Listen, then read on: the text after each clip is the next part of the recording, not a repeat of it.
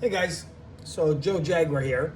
Just wanted to let you know it is Monday, July 13, and I looked at Comet neowise about 10:30 to 11 or so. Um, you know what? It is not a naked eye comet.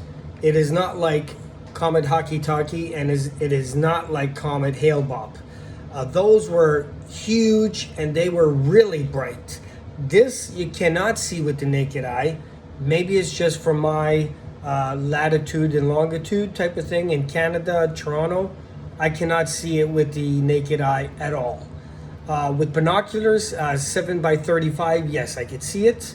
And I took a few photos of it with a cell phone, not with a DSLR or professional camera type of thing. So just with my phone, I did 3 seconds. With the iPhone 11, I could actually do a 10-second exposure and just holding it with my hand. And I'll put a couple photos up here. So that's the only thing. Just wanted to let you guys know that it is getting higher and higher from the next days on. So July 14 and on, we'll be going up 4 degrees per day, although it's getting a little dimmer. But I cannot see it with my eyes, so it is kind of misleading. Maybe some of you out there are trying to see it with your eyes, and you just can't. So that could be why. It's very close to the horizon. I mean, very close, a couple inches from the horizon. But with binoculars, you can see it, but you probably got to wait minimum 30 to 45 minutes after it's starting to get dark. Has to be, and not too late, because then it's going to start dipping down.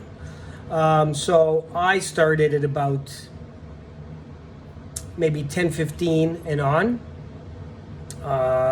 My first views was about, probably around 10:15, I would say.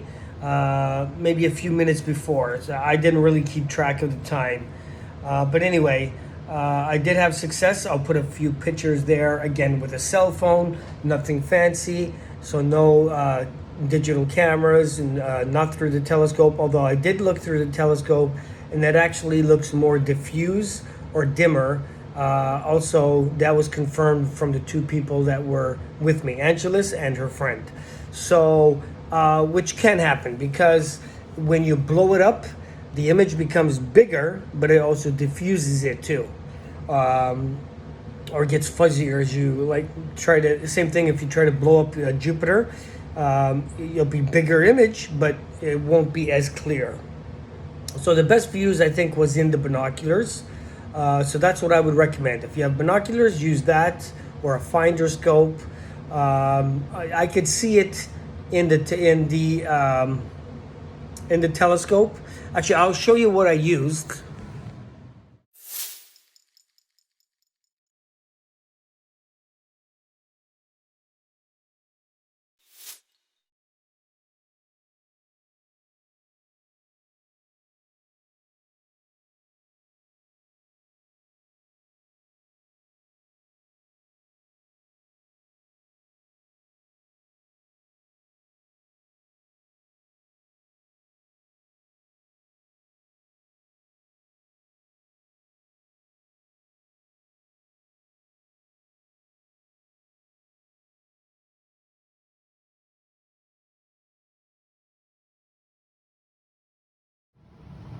Okay guys, so I use this scope tonight. It's the Skywatcher ED Pro, which is basically the exact same scope as what they used to call the Black Diamond or the Evo Star. Same optics, it's just that this earlier model was gold color. So it's an 80 millimeter f7.5. That's what I used on the EQ2. I found the EQ2 was so-so. I had a little bit difficulty. It's a little bit heavy, this guy, because it's a 4-inch tube. The 80 millimeter lens is in a 4-inch tube. So it's a little bit oversized, the tube for it, but that's the way Skywatcher does it. But anyway, I think an EQ3 would have been a little bit better. But anyway, that's what I used, and I had success. So Yeah, so that's it for Comet Neowise. If you want to see it, you guys got to start like now. I didn't see it before today because for me, waking up at 4 a.m., going to a park and carrying my gear, I'm just too tired. I usually get to bed at around midnight and then wake up at about 6 to go to work. So on average, get about 6 to 6 hours, 6.5 hours of sleep, which is not really enough. So to get only 4 hours, I tried last week Tuesday in the morning, and it didn't work. Then I was dead tired the whole week, so that really killed me. I prefer evening time, so I just caught it today again, Monday, July 13.